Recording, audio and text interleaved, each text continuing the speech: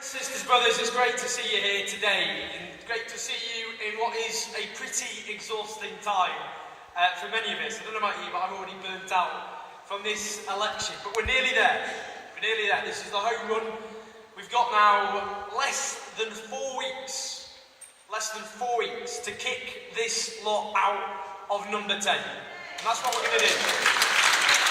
I have to say, they are fighting a mean and a dirty and a venomous contest. But they're not doing it because they think they're going to win. They're doing it because they're scared they're going to lose. And we've got to remember that. Because there's a lot of bile and contempt being thrown around. And it's up to all of us to make sure we keep having hope. That we don't let that bile and venom do us down. Because it's not a sign of strength. It's a sign of weakness, and it shows we can win. Now,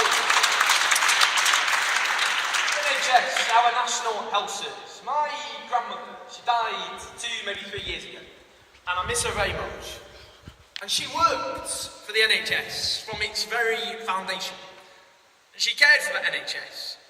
And in her last few months on earth, it cared for her as well. And you know what? She was looked after by Polish care workers, Lithuanian nurses, Indian doctors.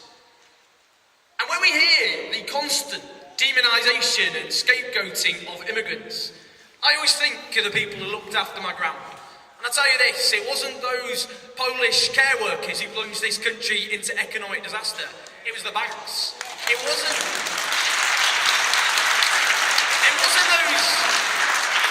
Lithuanian nurses who didn't pay their tax on an industrial scale. Quite the opposite. It's the greedy companies like Amazon and Google at the top of society. It wasn't those Indian doctors paying millions of workers poverty wages in a country where most people get up in the morning and earn their poverty in low-paid jobs. And we have to remember that, because in so many ways the NHS is an embarrassment to the people at the top of society. Partly because it reminds us of the contribution, as I've said, of so many immigrants in this country of ours. But another reason as well, it's a beacon, the NHS. It puts people before profit. It's about looking after people's needs, not making a quick buck. That is the opposite of how much of our society is run. And in the last generation or so, the people at the top, successive governments, have tried to make this country ever more about greed and profit, about those at the top making ever more money. And the NHS has remained a stubborn beacon, a shining example of how the whole of society can be different. Not a society that puts profit before people, but the other way around. And that's partly why they want to get rid of it. Because it is an embarrassment and a reminder of how things can be instead. But the thing is, this is what's so embarrassing about it. Because not only does it present an alternative way of doing things, people love it for that very fact. It's our most treasured national institution. And that's why the Conservatives didn't have the guts to put to the electorate of this country before the election what they were going to do. Because they knew what the people would do in response. And, you know, it was Nigel Lawson, I don't quote Conservatives very often, but I'm going to make an exception. Nigel Lawson, the Tory Chancellor of the Exchequer in the 1980s, and he said the NHS was the closest the English had to a religion. No wonder they didn't say what they were going to do with their campaign of marketisation and privatisation and fragmentation, the stripping of the national from the National Health Service. Now think about Andrew Lansley. I'm afraid you have to. Andrew Lansley. No one heckled. Interesting. Andrew Lansley. That's better. It's like Hanson. Andrew Lansley, the former privatiser in chief. Now, before the last general election, the former CEO of Care UK donated £21,000 to his private office. And that was a wise investment on the part of Care UK. And other private healthcare firms who, of course, have supported the Conservative Party, because now they are benefiting from the privatisation, marketisation and fragmentation of our National Health Service. And that's what we've got to expose, that this is an attempt to turn our NHS lucrative profit stream for a tiny group of corporate interests who aren't interested in the needs of our patients, of which we all are at some point in our lives, but are in making a quick buck at the expense of all of us. And we've got to think about what the NHS as a whole is going through. It's going through the longest squeeze in its funding in real terms since the very foundation of the health service in the first place. As well as this process of, as I say, privatisation and marketisation, it's also been hammered by the cuts to local care budgets right across the country, adding ever-growing pressure onto an already creaking national health service. And on top of that, of course, we have an ageing population. It's the very worst time for all of these things to be happening at the same time. And that's why our NHS is under such mortal danger. At a time of all these challenges and problems that the NHS needs to be addressing, why on earth are we moving towards the discredited, despised US system of profit, which is inefficient and fragmented? They spend far more money on their inefficient, fragmented health system than we do, with far worse outcomes for the people.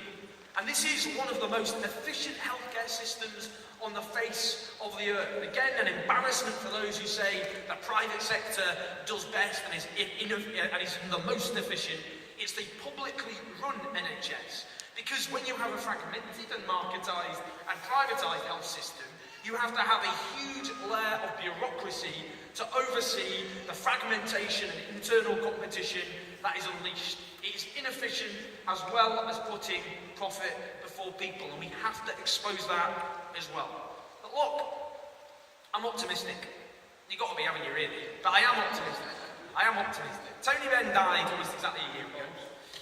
He said the way you get change is the burning flame of anger at injustice and the burning flame of hope at a better world. Now, the way we get change isn't by waiting for those at the top to wake up and feel a bit generous and change their minds about things. It's because we organise from below.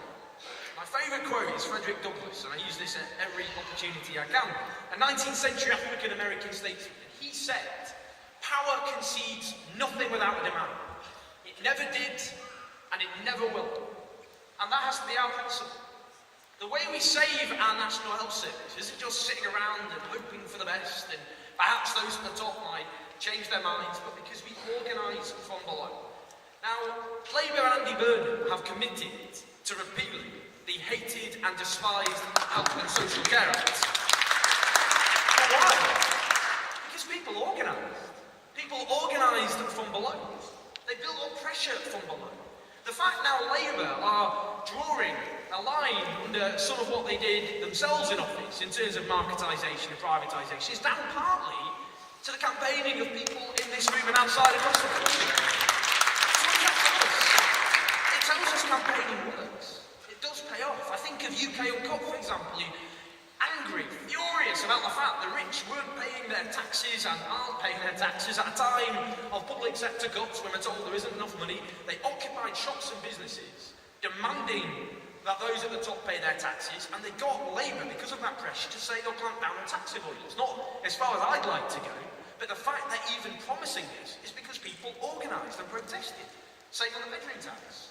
People affected by the bedroom tax or simply angry about one of the most unjust and cruel policies a government in this country has inflicted on its own people since World War II. A hated bedroom tax that makes predominantly poor disabled people cough up money they don't have, or downsize the smaller properties that they don't even exist because governments won't build housing. But people organised and they took to the streets and they got Labour to commit to repealing that despised and hated bedroom tax if they take power. That tells us something. That protest isn't something you just do to let off a bit of steam, to say at least I gave it a go, at least I made my own point clear. But it works. Protesting and campaigning pays off. That if you have enough commitment and courage and enough time and resources, then you can achieve anything.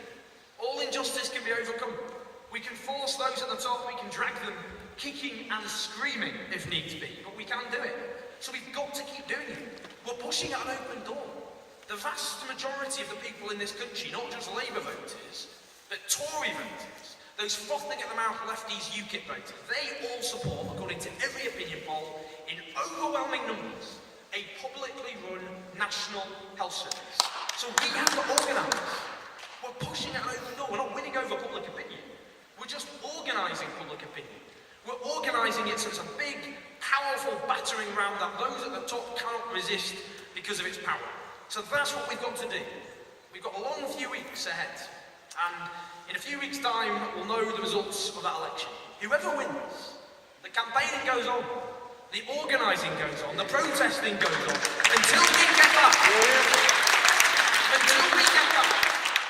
a national health service entirely publicly owned, which puts people before profits, not fragmented, integrated, where health and social care are integrated together, where reform and modernisation take place but aren't euphemisms for privatisation and cuts, but about constantly improving our national health service. So, for example, instead of being a disease treatment service, it actually gets, for example, preventative care correct. The great challenges of the future. It cannot be done through privatisation and marketisation. It can only be done by an integrated, publicly owned national health service. So that is the task at hand. Whoever wins, and let's hope this lot get kicked out, because our life will be easier. I prefer to be arguing with a Labour government than fighting a Tory government. But whoever wins, we will keep on campaigning, we will keep on fighting. We owe it to our ancestors who fought at such cost and such sacrifice to build the NHS and our welfare state. It is not for us to allow everything they fought for to be stripped away by a government which didn't even win the last general election. So campaign, fight and friends, we will win this battle together.